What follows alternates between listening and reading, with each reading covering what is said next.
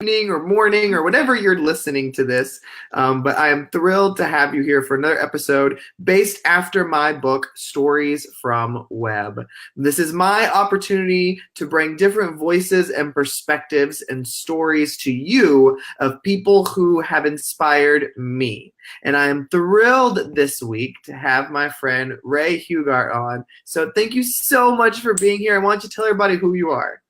Yeah, absolutely. Thank you so much for asking me. I'm so excited to be a part of the conversation tonight. Hi, everyone. My name is Rae Hughart. I have a lot of things, I guess, but one of the main things is I'm a teacher. I'm a sixth grade math teacher in Central Illinois. And I also am the director of training and development for the Teach Better team, which for me is like a vessel to connect with educators constantly. I kind of have two hats that I wear, right? Like students by day and then teachers by night. And it's a fun little, salsa we do every day. That's right. So Rae, how long have you been in education? So I've been in education for 6 years, 6 total years in the classroom. And then I partnered with the Teach Better team about 2 or 3 years ago. So what, have you always wanted to be a teacher? Oh, that's a weighted question. I think the right answer is yes, isn't it? Like that's what you're supposed to say.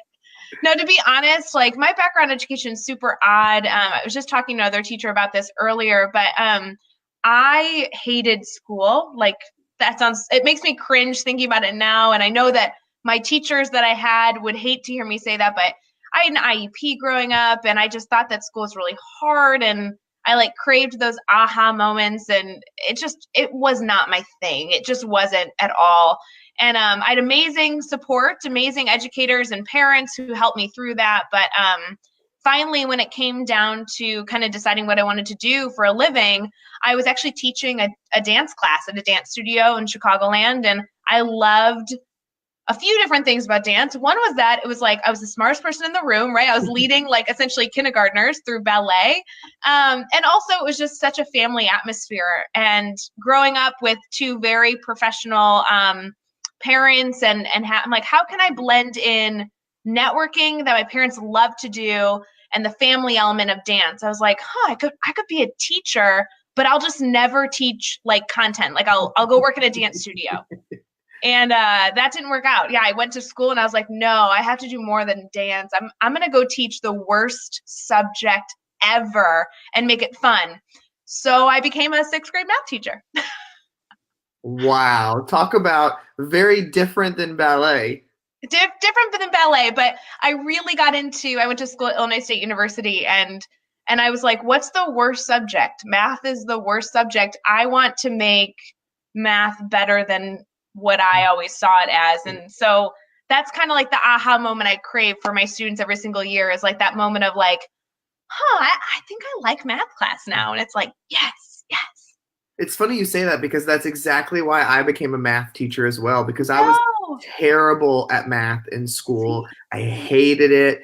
And I always said when I wanted to become a teacher that that's the subject I want to teach because I want to help those kids who were like me, who struggled with it and try to make it fun where math is like their favorite subject now. So it's so funny. Yours is the same way. Oh my gosh, it's totally like I just did a keynote in December and I like badmouth my sixth grade math teacher because and it's not anything bad. Like truly, I actually know him and have reached out to him since. He's an amazing man, but I think I'm successfully holding the trophy for the only sixth grade math teacher that got a D in sixth grade math. Like I think that that's a victory. Oh my goodness. So what is something that you've really been surprised about since becoming a teacher? Oh God, I think one of the biggest surprises so far is my surprise I had my first year teaching. I kind of accepted a job anywhere. I was so desperate. I wanted to be a teacher so bad. And I just knew I didn't want to go home. Like I was willing to kind of move anywhere. And I accepted a job in a town that I had never heard the name of. And I was just so thrilled that they were going to give me a classroom, right? Like, oh my gosh. And when I started getting into it, I realized that teaching is really not as much about the content as I thought it was. I thought that teaching was like content driven. And I realized that while it is, there's standards we have to teach, and that is a huge element of holding ourselves accountable to ensure our students' success, I also realized that there were elements missing in the school system. And I became very desperate and eager to fill those gaps. So my first year teaching, I developed a teaching model that I now do training on that really helps teachers purposefully incorporate, more, I say soft skills. They're essential skills. They're skills that our students need in the classroom. So now my class and classes around the country have teachers that are designing themed internships that are all sponsored by local businesses to learn content. And for me, it's surprising that that's not more prevalent in schools. My whole mission, I think, in life is to help teachers realize that, you don't have to be great in isolation. We can be great in an interdisciplinary model, and it is possible without breaking the bank and not being able to have a real life outside of school too. So you said something very interesting in there that I want you to dive in a little more on. You said themed internships. Tell me about that. So the Teach Further model is something that we've developed and put together. We do trainings on for teachers all the time, and it's essentially a lesson design framework, that allows teachers to go through all the best practice elements, right? So they're breaking down standards and using the backwards design and scaffolding by DOK. But then when it's presented to students, it's done by them entering into an internship that is sponsored by a local business in their community. So they're not just experiencing math, they're not just experiencing content in the classroom, but they're actually able to walk outside and see their class in action. And it's really solving two problems. One is that our students are able to really witness and live and breathe in the purpose of going to class. But also it's bringing in community members to see the magic that's going on in our classrooms. There's not much nice said about education these days on the news. And I think it's because they don't know the amazing things. And so we're creating this network of community members that are now investing in our students because they're getting to see the magic. And I think that's so brilliant to be able to, there's where you're making those connections that are going to stick with those kids for a lifetime, but also prepare them better for the world they're going to be entering as adults and giving them so many of those skills that all these jobs are looking for now, like you just said, the soft skills, and those can sometimes be the more difficult skills to teach, especially to a large group of middle school or junior high or high school students. Well, and I think that there's a hunger that's already there, right? Teachers know that they can't just teach content. And I think that's like more or less universal. They have an understanding that that's not what school is right now. But if you don't purposefully implement them, then you're essentially teaching them in isolation. I meet so many teachers that are like, yeah, I shake my students' hands when they walk in the door, but then we get right into math class. And I'm like, well, could you imagine if they were walking into a themed internship where they were working for State Farm and you not only shook their hand, but then you were able to embed eye contact as a part of them learning how to deal with a claim that they just got called in on the phone? That's the type of conversations I'd love to see students being given permission to have. So what do you say when teachers will come to you and say, well, I don't have time for that kind of stuff. I barely have time for the content, because that comes up all the time. It's true. Totally true. I think the framework helps. We start with like an intro day, and every unit has one. And it's just a day for you to get that buy-in. As teachers, we need our students to come in hungry to learn. And you don't just naturally come in. Maybe one student comes in hungry to learn, but you got to convince them that they're doing something worthwhile. So the intro day kind of like gets them excited, right? We're planning one for next week for, we have a sponsor, which I'm so excited to announce, that we have YouTube sponsoring one of our math units. Wow. And we're doing a YouTube intro day. We're exploring famous YouTubers. They have a few different shout outs that a few famous YouTubers are sending my students videos to celebrate their new unit. And then they're getting into the math. So if you can imagine how excited they're going to be the second day of class in this internship, they're stoked, right? Then we can talk about exponents and all that other fun stuff. But I think the time that you spend focusing on earning a student's trust, earning a student's buy-in, is the same time that you're spending right now trying to get it every day. If you can frame your learning in like an umbrella of purpose, then now every day is efficient. I even my funny story I had last year, I was with a student that was truant, right? Like truancy, it's a big issue. And the students, like, you're looking at their grades, and when they come to school, they're coming about 2 or 3 times a week, and it's always after fifth hour. And they're like, why can't you come? What's going on? And he's like, well, if I miss my internship, I'm going to get fired. So I at least need to show up a few times a week. Otherwise, they're not going to keep me on. And I'm like, that's the purpose, right? That's the buy-in. It's not perfect, but it's still good. I love it. And I love the tenacity on your behalf of going out and getting these experiences for the kids. And you're so right. Sometimes people act like you will lose instructional time by introducing some of these other skills. But just like you said, you gain it back tenfold because you're not fighting that battle of disengagement or apathy every single day. You've got them in your hand. Now you can do twice the work. Absolutely. And then I think it's important throughout this time, they're not only studying, through an internship sponsored by a business, and the businesses are coming in every week and being a part of the learning, but then it ends really intentionally where the students are sharing back that information. How can our students master content but keep it to themselves? Like, we view that in my classroom, it's so selfish. Like, if you have this knowledge, you have a responsibility to now go educate our community. And so you're really building this circling effect of, students taking ownership over their community and our community taking ownership over their growth. And that's how we get smarter people in our areas. That's how we build successful businesses. So where did this idea even come from? Like, this is I can't even get over how brilliant this is and how obsessed kids would be about a class with experiences like this. Where'd you even get this from? This dream. It goes back to my story why I got into education. I hated school. I told you that. I feel bad saying it, but I grew up with 2 parents who were workaholics to the best. To the best title of that. Right. They worked, 3 a.m. getting up and sitting at a computer typing emails, and then waking the kids up at 7 and getting them dressed and going, and then working all day and all night. That's just, my parents were so passionate about what they did, and they were in the design industry.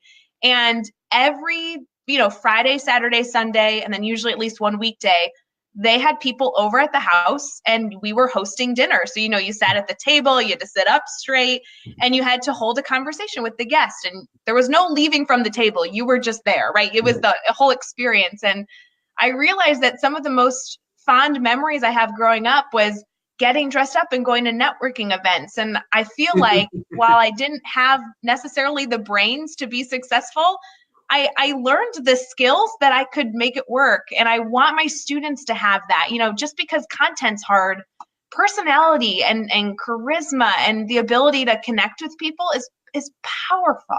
Right. And if you can give them that, then who cares what their ACT score is? You've got something. Yep. And now you're really connected with the Teach Better team. How did that happen?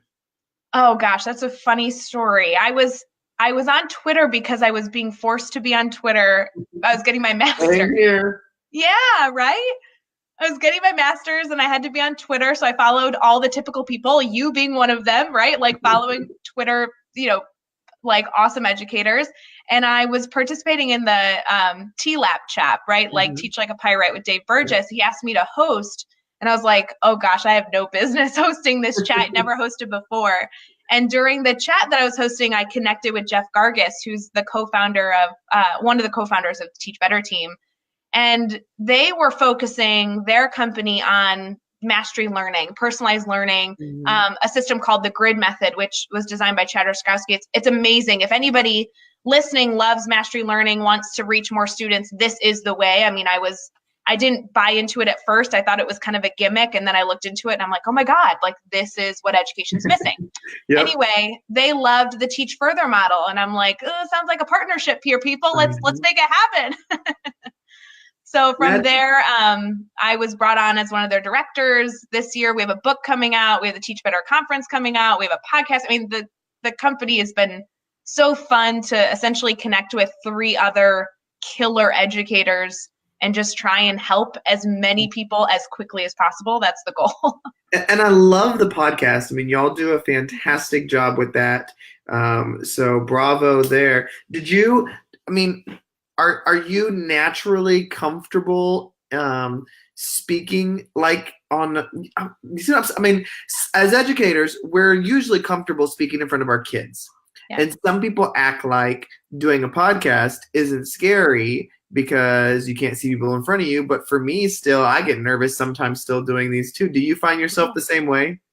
Oh, I'm always nervous during this. Are you kidding? Do you know who I'm talking to right now? Like, this is so cool. I like talking to people. I won't lie to you. I was presenting at conferences for a while when I first got into education, and I really had no business sharing what I was doing, but I was so passionate about it that I was just trying to find somebody crazy enough to think that a themed internship could be the difference in a student's life. Because I was seeing it, and I have, all the stories that break your heart at the successes. And I'm like, somebody else has got to see this. Now I just think it's cool. I just love being able to talk to people. The podcast has been such an easy way to do that. I mean, when we did your episode, the stories that you shared, the value, I mean, people think that we're producing a podcast for them, and it's okay to think that, but I am learning so much.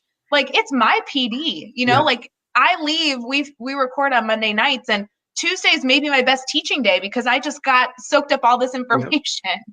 See, and people always ask me too, they're like, oh my gosh, how do you have time to like do a podcast in the midst of everything else that you're doing? And I'm like, well, yeah, I'm doing it to share out with others, but it's like totally legit selfish reasons because I get to chat with people and just like soak up their brilliance and their stories. And I'm like, I love this part. It's like, yeah, I'm going to share it out, but I'm really just doing this for me because I want to talk to these people. Well, I'm glad we're on the same wavelength here. I appreciate that. I felt a little selfish admitting that, but I guess it's all right now that you said no. I totally get what you're saying. So what's something coming up on the horizon that you're really excited about? Oh, goodness. In my classroom, one of the biggest things I'm stoked about is that I have a full-time student teacher. She's been with me all year, and she's taken over my classroom. I mean, if anybody needs an all-star student teacher, I got the best one. Like, I won such a victory with her, and I'm so excited for her to be designing these themed internships. I think she's going to bring such power to those, and I think she has such a different perspective on reaching students. I'm so excited to see that for her. In terms of like my life, I mean, the book coming out, we're publishing with Burgess Consulting later this year, 2019. I know, Teach Better book coming out. It was a beautiful story. All of us wrote it together, and it's just fun to be able to have like the Teach Better team putting together a book. I don't really believe it's happening until I hold it. You've got to know what that's like, right? No, you're exactly right. It's like even today, like even though I have a book or so out, when somebody will bring me a copy, I'm like, oh my God, somebody actually bought it. And it's like, yeah, I know people are buying it because I get to see stuff. But it's like when you see it in real life, you're like, oh my God. And that first time you open the box and you hold your hand and you cry and all that, at least I did. But it was kind of one of those, it really is real. Well, that's the joke. Like, we sent in all this stuff and it's all in the works, but I'm so removed from it now. Like, now that the book's written, I'm like, all right, like when it shows up at the doorstep, I'll be like, oh man, we did something, and then the other thing that I'm excited about, to be honest, with the Teach Better team, aside from the podcast and the Twitter chat, like obviously professional development we do, that's all awesome, but we're doing a Teach Better conference this year, which was kind of just a joke that turned into this killer idea. And the reason I'm excited, because since we're admitting like things we're not supposed to say out loud, our whole like Twitter PLN wants to come, and I think it's be so cool to meet our family, our virtual family in person. I mean, obviously we'll provide really great value, I hope, but like the fact that, we've been connected with educators for years on Twitter or Instagram, and we're all going to meet in one central location and just jam out to education. I think that's so cool. I love that so much. So what is one thing that you are working on growing yourself in right now? Oh, lots of things. Oh my God, like too many to name. Maybe the biggest one right now, I'm working on professional and personal growth. I think this year in education's been the most challenging for me, which is silly to admit. I'm not sure if that's like common for your sixth year in the classroom or if it's more of like what's going on in my personal life. But I'm I'm really trying to work on myself, my own balance, kind of taking time to balance the work that I love, but also my life that I love. Doing a lot of personal growth stuff in terms of podcasts and books. So I'm trying to find the balance. Do you have any secrets for me on the balance of life? Trust me, you can ask my wife. I am not the person to ask on this. I will say Netflix is my best friend, and just being able to decompress and watch and just disconnect from everything is my way to refuel myself. So maybe you can hold me accountable then, and everybody listening. My day off after teaching is Wednesdays by 5:30. Nothing. Wednesday nights, I'm with family. I have 2 dogs at home. We're cuddled up on the couch somewhere. So anybody listening, if you see me Wednesday nights, I want a message being like, Rae, what are you doing? Get off social media. Get off. Don't tweet anymore. So, what do you kind of do to decompress and disconnect? I mean, I know it's difficult, but do you have that one thing that like this calms you and brings you back to center? Yeah, I love when people say that they work out. I think that's so cool. Not me. I should. Someday, maybe you and I should like commit. Like someday we will. Maybe so. For me, I love spending time with my dogs. I know that's so silly. I have 2 dogs at home, and like if I can get 5 minutes with them, I'm like a new person. Yeah. They are the most, it's silly how people talk about their dogs. I'm a loser, but What kind of dogs are they? I have 2 poodle mutts, essentially. Aww. They're Aussie doodles. One's 20 pounds and one's 80. And that's quite the difference. Oh, he's different. All right. What are their names? Harvey Dent and Alfred Pennyworth. Oh, wow. So these are Batman characters. My husband named them. Yes. But anyway, if I can get like 5 minutes of like complete silence sitting with the dogs and goofing off, like I'm in such a good place. I'm trying to schedule that now, trying to get a good hour with them at least every day. I think that's great. Yeah. So, Rae, I want to end on this question. What is a piece of advice or something that you've come to realize that you just wish more educators would know or understand? Can I have 2 answers? Is that Yeah. All right. The one thing is that you have time.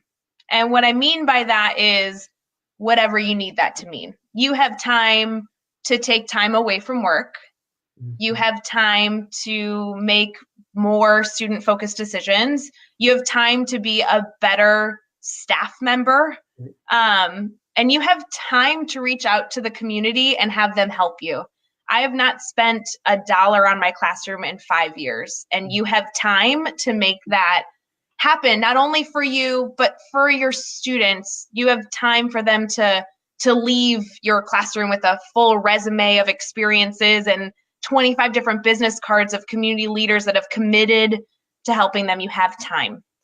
The other thing is a quote that I just heard off of a podcast we just released from Neil Gupta, who I'm sure you've been in contact with. Neil Gupta, great educator. And one of his quotes that he shared with us is that you need to have the skin of an armadillo and the heart of a marshmallow. And I was like, that's the truth, people. It's just the truth. It's the truth. I love that so much. The skin of an armadillo and the heart of a marshmallow. I loved it. So fun. Awesome. Well, Rae, I got to say, I love the stuff that you share out, the work that you're doing, the passion that you bring. I mean, I've been following your stuff for a little while now, and you just do exceptional work in our field, and the kids and educators that you're sharing with are better because of you. So I can't tell you thank you enough for being my guest tonight. So honored to be here. I love connecting with you every chance I get. So thanks for the opportunity. And thank you, everybody, for listening or watching today. I hope that you were able to gain something from Rae's story, as there was a lot of little nuggets in there even I'm going to take away. And I hope that, as with every episode, that this story and these little pieces of information have inspired you to be brave enough to get out there and share your story, because every story matters. Have a great evening, everyone.